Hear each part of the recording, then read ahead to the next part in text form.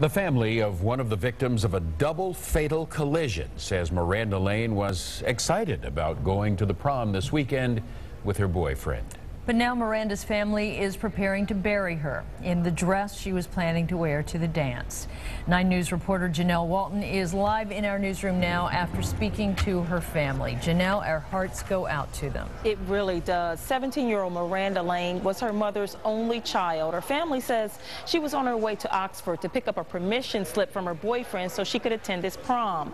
Police say she and her passenger were killed instantly when she drove into the path of a semi.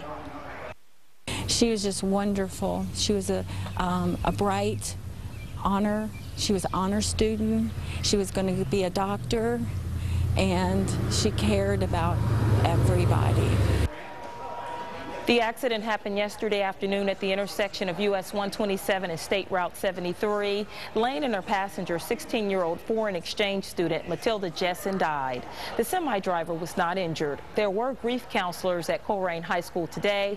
The pastor of Groesbeck United Methodist Church says some students stopped by the church for breakfast today. I had a couple of our church folks who were there, and they talked about how you know, some of the kids were really upset, of course, and some didn't even know. And you know, news like this, you know, just kind of works its way not just through the school but through the whole community.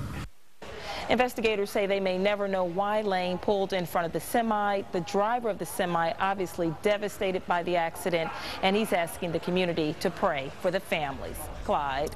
All right, Janelle, thanks for that report. You know, the people who live near State Route 73 and US 127 in Milford Township say there are a lot of accidents there. 9 News wanted to know why. 9 News reporter Lisa Smith continues our team coverage live from the Butler Warren newsroom with a look at this complicated intersection. Lisa. Well, Clyde, if you live in that area in Milford Township near that intersection, you know it has a lot of problems. It's a rural area with a lot of traffic and a number of traffic accidents. Dan Burkholder works in the Milford Township offices. It's right at the corner of State Route 73 and US 127. When the accident happened, he was sitting outside in his truck.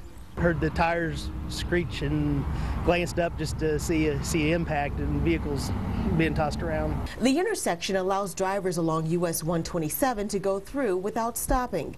Drivers along Route 73 have a stop sign. There is a third road, Houston, that also intersects the area, also with a stop sign.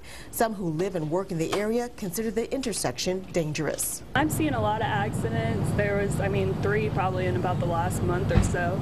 I believe they need to put a light up here, caution light, to let them know that this stop's coming. We did a check of the Ohio Department of Public Safety crash reports. There were only 3 accidents at that intersection involving 2 or more vehicles last year.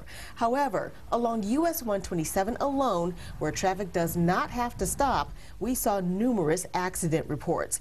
The speed limit along the roadway is 55. There's also heavy truck traffic. All a lot to consider if you're driving in this area. I've got a 17-year-old and a 15-and-a-half-year-old that wants to get his temps today, and when you see something like that happen to a young person, you just don't know how you can get across to your own children that it can just happen at any moment. Now, this area is heavily traveled by people who are heading to and from Miami University. I talked to a Miami spokesperson today who said that not long ago, the university actually worked to get the speed limit lowered on 73 as it got closer to campus. This also happens to be the last day of finals. So tonight, there are a lot of students who are heading home from Miami through that intersection. Clyde?